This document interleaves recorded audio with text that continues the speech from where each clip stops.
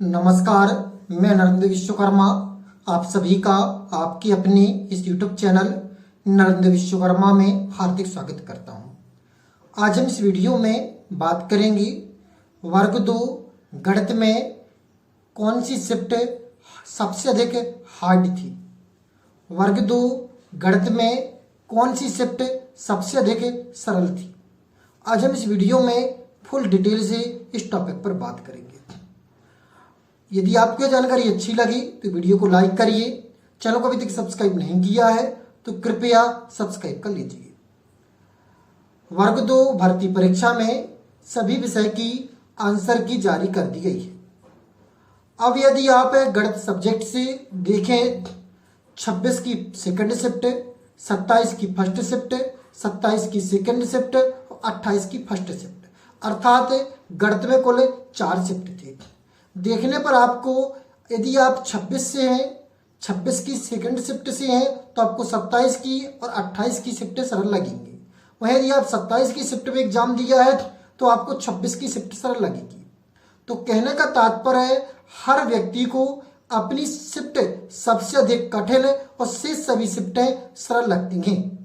उन्हें ऐसा प्रतीत होता है कि जो दूसरी शिफ्ट थी, यदि मेरा पेपर इस शिफ्ट में नहीं होता, 27 को नहीं होता 28 को होता, या 28 को नहीं होता 26 को होता, तो मेरे अंक थे और अधिक आ सकते थे।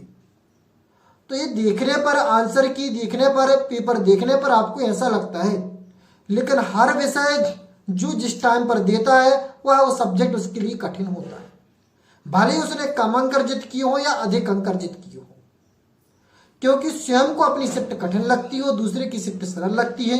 स्वयं की यह इच्छा होती है कि मेरे अंक बढ़े और शेष सभी शिफ्टों के अंक घटे, पर ऐसा कुछ भी नहीं है। सभी शिफ्टों के पेपर लगभग समान थे, इक्वल ही थे। हाँ, थोड़ा बहुत अंतर पड़ेगा कि कोई शिफ्ट सरल थी, कोई शिफ्ट कठिन थी और कोई मॉडरेट थी। वैसे सभी शिफ्टों की स्थिति देखी जाए तो सभी में अधिकतम से अधिकतम केमिस्ट्री और फिजिक्स ने क्वेश्चन कवर किए हैं।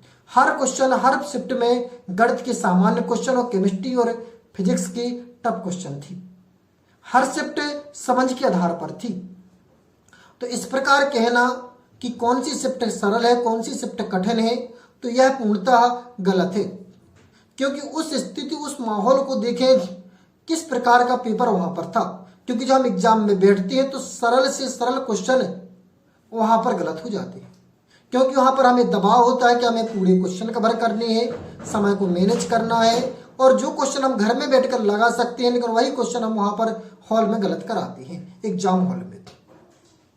तो इस प्रकार दूसरे की शिफ्ट अपने स्वयं के आधार पर आंकलित करना गलत है, क्योंकि स्वयं के आधार पर यदि आप आंकलित करते हो तो आपको दूसरे की शिफ्ट सरल ही लगेगी। हाँ, हो सकता है कि आपकी जिस शिफ्ट में आप हो उस शिफ्ट में जो कुछ कैंडिडेट है हो सकता है कि थोड़े वीक हो, या तुम्हारी शिफ्ट में सबसे अधिक टफ कैंडिडेट हो, सबसे अधिक वर्क कम कहा जाए तो स्ट्रॉन्ग कैंडिडेट हो, तो नंबर ऊपर जा सकते हैं। तो ऐसा अभी से आप बिल्कुल भी कल्पना ना करें कि आपकी शिफ्ट कठिन है या आपकी शिफ्ट सरल है। जब ओवरऑल नॉर्मलाइजेशन या परसेंटाइल बेस पे रिजल्ट जारी होगा तब स्पष्टता क्लियर होगा कि कौन शिफ्ट सरल थी, कौन शिफ्ट कठिन थी। क्योंकि जैसे कि हमने आपको बताया, अपनी शिफ्ट सभी को सरल और सभी को कठिन लगती है, और वह कहने लगता है कि हमारी शिफ्ट में एग्जाम हॉल में किसी की अंक इससे अधिक नहीं गए। तो सभी की शिफ्टें अपने आप को कठिन लगती है। यदि आप 26 वाले से पूछोगे तो वह 27 और 28 की कठिन सरल बताएगा, 27 वाले से पूछोगे तो वह 26 की सरल बताएगा और 28 की सरल बताएगा। तो इस आधार पर आप आकलन बिल्कुल नहीं करें। जब तक रिजल्ट जारी नहीं होता है, परसेंटाइल बेस पर रिजल्ट जो बनना है उस स्थिति तक आपको स्पष्ट नहीं होगा, क्योंकि आपने जो एग्जाम दिया है वह आपके लिए कठिन था, बहुत कठिन।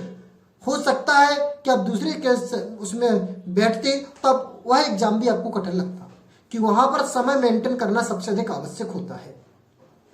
तो इस आधार पर यदि देखा जाए तो अभी सामान्य तौर पर किसी भी कोई भी शिफ्ट यह नहीं कही जा सकती कि कौन कठिन, कौन इजी, कौन मॉडरेट थी।